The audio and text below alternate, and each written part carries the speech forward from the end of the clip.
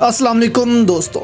गज़ा में हमास के कमांडोस ने इसराइल के साबिक आर्मी चीफ को ऐसा सबक दिया है जो वो अपनी सारी ज़िंदगी याद रखेगा, लेकिन एक दाद इसराइल के आर्मी चीफ्स को देनी होगी कि वो ऐसा काम करते हैं जो पाकिस्तानी आर्मी चीफ नहीं करते। ये भी आपके सामने रखेंगे। गज़ा में दोस्तों साबिक आर्मी चीफ के बेटे को मार दिया गया है। इस वक्त सीज़ फायर के बाद से अब तक दोस्तों 87 के करीब इसराइली फ़ौजी मारे जा चुके हैं गज़ा में, जबकि 17,000 से ज़्यादा गज़ा में आम शहरी अपनी जानों से हाथ धो बैठे हैं। अब इसराइल के साबिक आर्मी चीफ हैं गाडी आइज़न, उनका बेटा गमीर आइज़न गज़ा में हलाक हो गया है।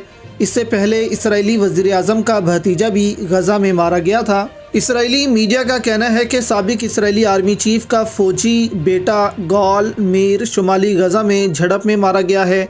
एक और झड़प में इसराइली मेजर योनाटन डोएट नाइटिश खान यूनस में हलाक हुआ।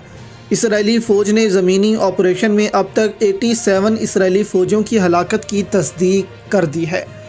अब देखें, इसराइल जितना इस जंग को ईज़ी समझ रहा था, इतनी ये जंग ईज़ी है नहीं। इसराइल के पास इस वक्त 1,60,000 के करीब फ़ौजी हैं, रिज़र्व्स भी हैं, लेकिन एक्टिव जो हैं उनकी तादाद सिर्फ़ 1,60,000 है और पाकिस्तान के पास तकरीबन 6 लाख से ऊपर एक्टिव आर्मी है। तो अगर ऐसे ही इसराइल अपने फ़ौजियों को खोता रहा तो ये इसराइल के लिए बहुत मुश्किल होगा।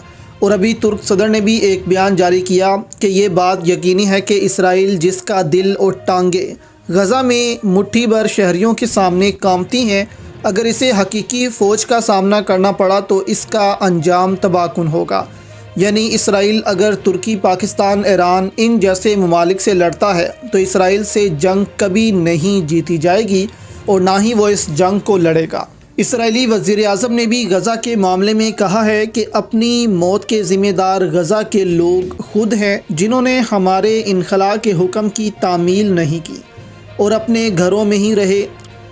लेकिन इस सारे सिनेरियो में दोस्तों एक चीज़ है जिसकी दाद देनी पड़ेगी इसराइल को कि वो एक है, सिर्फ अपने मकसद के हसूल के लिए। और वहाँ के आर्मी चीफ अपने बच्चों को भी फ़ौज में भेजते हैं कि जाओ लड़ो।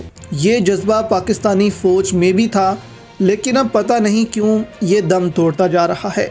ना कियानी के बच्चे फ़ौज में आए, ना मुशर्रफ के, ना रहील शरीफ के, ना कमर बाजवा के। क्या इतना पैसा ये बना लेते हैं कि फिर इनके बाद इनको डर लगता है कि कहीं ये अपने बच्चों को फ़ौज में बेचकर इनको खो ना दें।